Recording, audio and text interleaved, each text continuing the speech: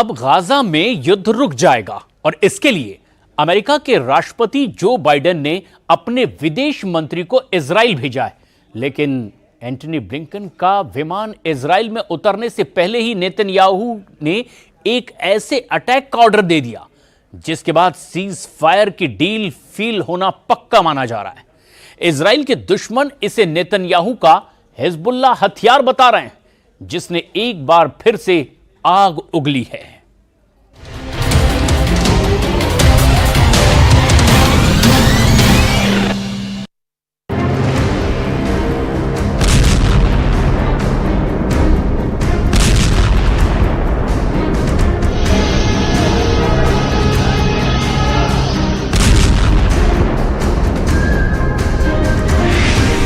ये आग बता रही है कि सीज फायर नहीं होगा।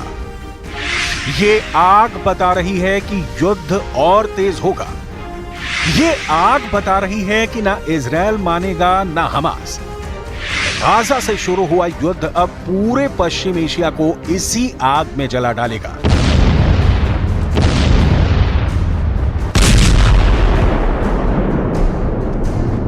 ये है वेस्ट बैंक का जेनिन इलाका, फिलिस्तीन का वो हिस्सा जो पूरी तरह इजराइल के कंट्रोल में है। यहां पर ये कार जल रही है और इस कार में जिंदा जल रहे हैं 2 लोग जो हमास के अल कस्साम ब्रिगेड के बताए जा रहे हैं। नेतन्याहू का मैसेज साफ है, सीज फायर नहीं, खुल्लम खुल्ला फायर करेगा इजराइल। नेतन्याहू की धमकी साफ है, हमास गाजा में भी मरेगा, हमास लेबनान में भी मरेगा, हमास ईरान में भी मरेगा और वेस्ट बैंक में भी इजराइल हमास को नहीं छोड़ेगा। इजराइल के इस हमले के बाद यह बात साफ हो गई है कि सीज फायर नहीं होगा और अब जेनिन में अटैक के बाद युद्ध और खौलने लगा है। जेनिन में इजराइल का हमला कैसे हुआ, ये कार कैसे जली, ये धमाका हुआ और इस हमले को कैसे अंजाम दिया गया, बहुत गौर से देखिएगा। Camera number 1, dashboard camera. एक कार के डैशबोर्ड पर लगा कैमरा आगे जा रही दूसरी कार में हुए इस धमाके को रिकॉर्ड करता है। कैमरा नंबर 2, एक दुकान में लगा कैमरा यानी सीसीटीवी। ये शख्स दुकान के बाहर देख रहा, एक कार गुजरती है और फिर होता है धमाका। एक बार फिर देखिए, इसी गुजरती कार में धमाका होता है। कैमरा नंबर 3, इजराइल के ड्रोन में लगा कैमरा। आसमान से इजराइल ने इस धमाके को रिकॉर्ड किया है। जिस कार पर अटैक हुआ वो साफ साफ इंफ्रारेड कैमरे पर रिकॉर्ड हुआ। इसके बाद देखिए क्या अफरा तफरी मची। इजराइल के इस हमले के बाद जैसे ही कार आग के लपटों में घिरी, आसपास के लोग इकट्ठा होने लगे। डर था कि दूसरा हमला भी ना हो, लेकिन शोलों में घिरी कार के जलते हुए लोगों को निकालने की हिम्मत किसी में नहीं दिखी। कार में बैठे थे 2 लोग, दोनों इजराइल के टारगेट पर थे। यह इत्तेफाक था कि दोनों एक साथ कार में बैठे थे। पहला टारगेट रफत महमूद दबासी, जो जेनिन में अल कस्साम का कमांडर था। दूसरा टारगेट अहमद वलीद अबू ओरा, ये अल कस्साम के बड़े चेहरों में से एक था। ये दोनों इजराइल के इस अटैक में मारे गए हैं। ये दोनों मौत वेस्ट बैंक के अंदर हमास को बहुत बड़ा झटका बताई जा रही है। इन दोनों मौतों के बाद सवाल उठ रहे हैं कि जिस सीज फायर की बात की जा रही है, क्या वो शुरू होने से पहले खत्म कर दिया गया है? गाजा में 40,000 लोगों की मौत देख चुके हमास ने कहा है कि ना इजराइल सीज फायर चाहता है और ना ही अमेरिका की नीयत सीज फायर को लेकर साफ है। गाजा में सीज फायर को लेकर क्या होगा, इस बारे में अमेरिका के राष्ट्रपति जो बाइडेन से भी सवाल किए गए। देखिए बाइडेन ने क्या कहा। Are you more optimistic now than you have been in months past? Yes. Why?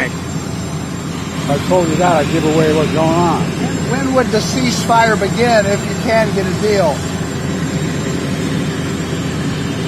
That remains to be seen.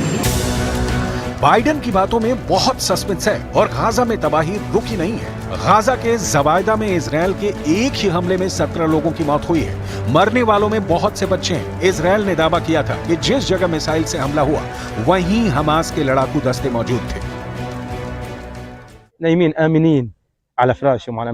They were asleep in their beds. There were kids and babies.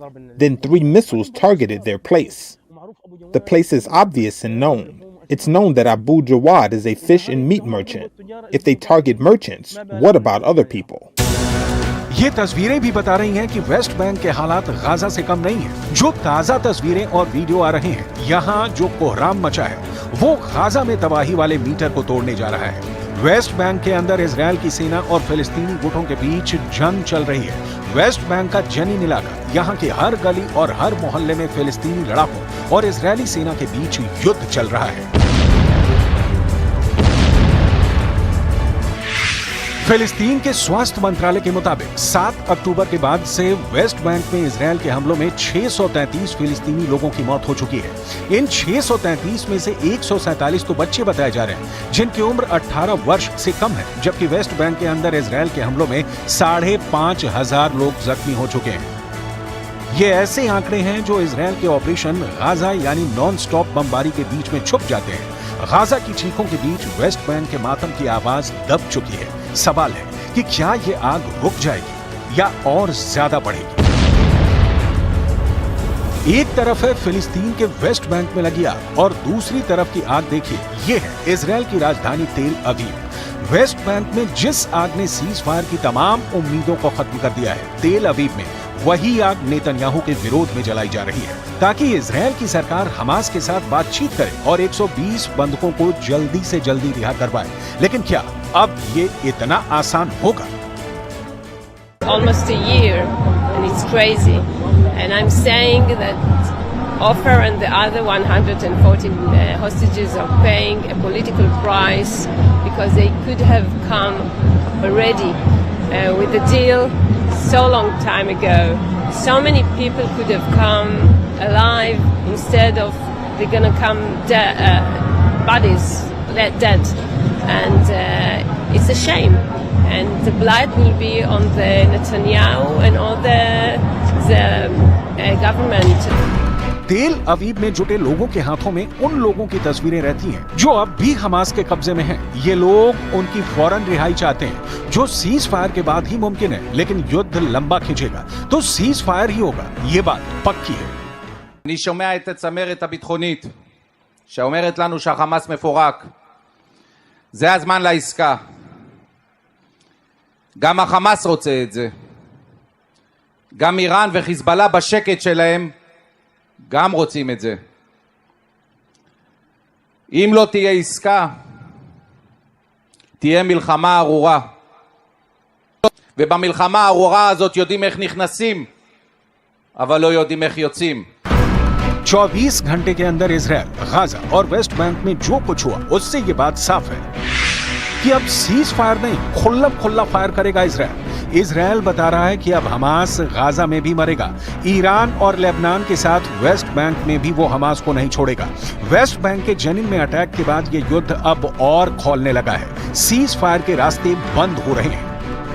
West Bank में इस हमले से पहले Israel Tehran में Hamas chief Ismail हानिया को खत्म कर चुका है। इस्माइल हानिया को सीज फायर के लिए हमास का सबसे सीनियर लीडर बताया जाता था और अब इस लीडरशिप को खत्म करके इजरायल ने मैसेज दे दिया है। ऐसे ही हमले वो लेबनान में भी करता रहा है और अब इजरायल ने वेस्ट बैंक में भी अपना लेबनान मॉडल लागू कर दिया है। इजरायल का लेबनान मॉडल यानी टारगेट पर मिसाइल से हमला, चाहे वो ड्रोन से हो या फिर फाइटर जेट से, पिन पॉइंट एक्यूरेसी के साथ ऐसी स्ट्राइक में चलती कार पर मिसाइल से हमला होता है। इसमें हेल्प फायर मिसाइल भी शामिल है और इसमें निमरॉड मिसाइल भी है। ये दोनों मिसाइल इजरायल के पास हैं। इजरायल लेबनान मॉडल के तहत ये मिसाइल ड्रोन, हेलीकॉप्टर या फिर फाइटर जेट से फायर की जाती है और फिर ये चलती हुई गाड़ी को भी आराम से टारगेट कर सकती है। इसे ही अब कहा जा रहा है वेस्ट बैंक में इजरायल का ऑपरेशन एनाकोंडा।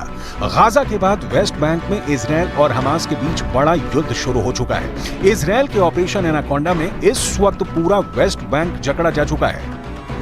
इजरायली सेना की गाड़ियां इस वक्त पूरे वेस्ट बैंक में घूम रही हैं। उत्तरी वेस्ट में तुलकरम कैंप के अलावा जेनिन के आसपास सबसे ज्यादा हिंसा देखी जा रही है। जेनिन और तुलकरम इस वक्त वेस्ट बैंक का रफा और खान यूनुस जैसा वॉर जोन बन चुका है।